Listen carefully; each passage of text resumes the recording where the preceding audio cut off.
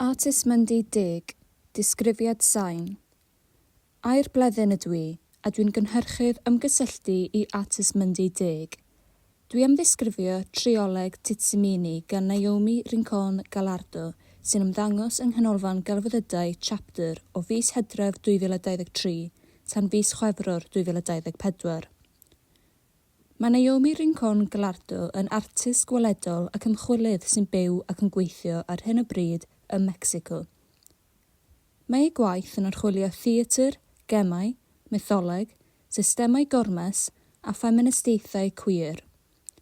Mae hi'n defnyddio crefftau, cerddoriaeth, ffilm a thechnolegau i greu ei gwaith.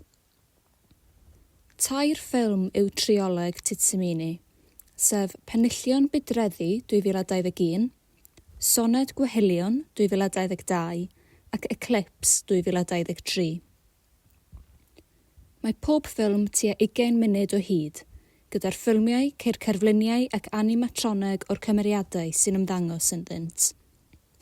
Mae pob un o'r tair ffilm yn adrodd stori annibynnol, wedi'i gosod mewn tiroedd wast, adeiladau gwag a choedwigoedd llwm. Yn erbyn y cefndir llwm yma, mae cymeriadau eu hunain yn orliwgar ac yn swreal gyda gwisgoedd amrwd wedi gwneud â llaw. Mae'n nhw'n tynnu ar wahanol chwedlau, defodau a diwiau Mecso-Americanaidd wedi hael ddychmygu yn y dyfodol, lle mae orgyfwng hinsawdd wedi cydio. Trwy'r cymeriadau, mae'r artist yn archwilio newid ecolegol, systemau rhywedd deuaidd a gormesau systemig eraill. Mae'r arddangosfa ar lawr gwaelod canolfan gelfyddydau chapter, yng ngofod yr oriel.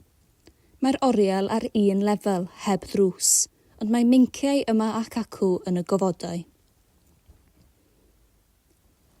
Wrth fynd i mewn i'r oriel, y peth cyntaf welwch chi fydd corff fwltur, gwisg tua 6 troedfedd neu 2 fetr o uchder, yng nghongian 2 troedfedd o'r llawr, a'r wifrau anweledig.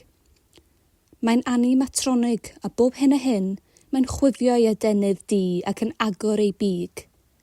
Mae ei wddwn hir ac wedi wneud o ddefnydd pinc llachar sy'n arwain at wyneb pinc meddalach wedi wneud o papur mâché. Mae wedi wisgo mewn gwasgod ddu synthetig a gwddwg fu a sip. Ar waelod y wasgod mae ffabrig net du yn gwneud border bach fel sgert. Mae adenydd y fwltur o felfed du meddal yn hongian o'i ysgwyddau yn llydan a theatrig. Defnydd synthetig fel y wasgod ydy'r plu ar flaen yr adenydd.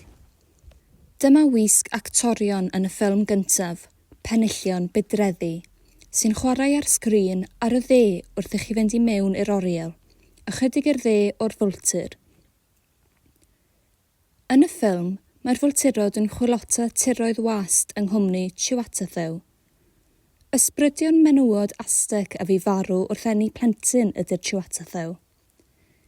Yn y ffilm, mae'r Chiwetatho yn casglu breichiau coll a chreaduriaid isfydol i hawlio pleser yn ôl ac fel gweithred o wrthryfel.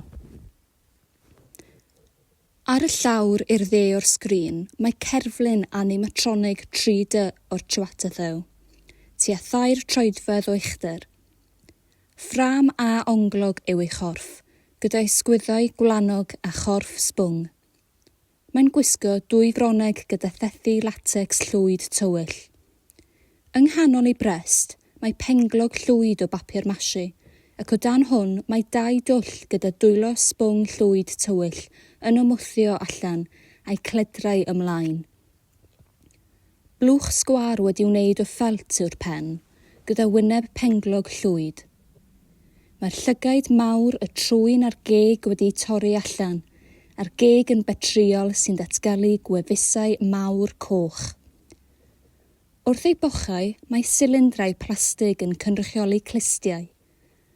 Mae rhain wedi haddurno a chlustlysau arian mawr, wedi gwneud o boteli plastig a'i siapio fel clychau fflat gyda thonau meddal ar y gwaelod. Ar y chwith i'r fwltur, Mae oriau lai wedi chuddio tu ôl i len hir a thrwm, Yma fe welwch y ffilm Soned Gwehilion. Yn y ffilm hon, mae grŵp o wrthodedigion, ystlym, neidr, sgorpion a chôr o lyffantod yn ceisio creu undod a sefydlu eu cymuned a'i hymgylchedd eu hunain. Ansawdd esthetig amrwd sydd i'r ffilm, gyda delweddau swreal o gymeriadau mewn gwisgoedd chwedlonol bler a breichiau a choesau nofio drostynt i gyfeiliant trac sain haniaethol. Wrth y sgrin yma, fe welwch 3 mwgwd llyffant papur mâché. Plant sy'n ei gwisgo nhw yn y ffilm, felly mae nhw tua maint pen plentyn 7 neu 8 oed.